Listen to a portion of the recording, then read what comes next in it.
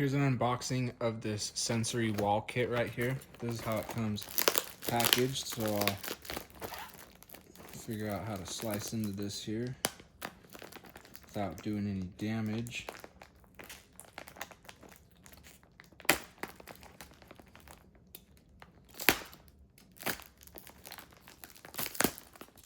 Alright, should be able to get in here now.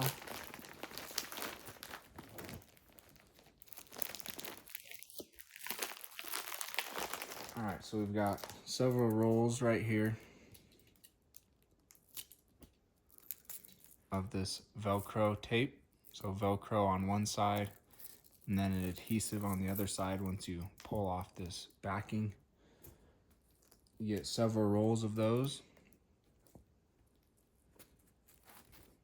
Here's a look at some of the different sensory pads. So soft, shiny one, and these change as you run your fingers up and down them. So you can, do a little happy face type of thing. I don't know. Some people will be better at that than me. Bumpy right here, so bumpy texture. You can see the bumps are raised. There you go. And then a scaly type of texture. Fuzzy. That's actually really, really soft.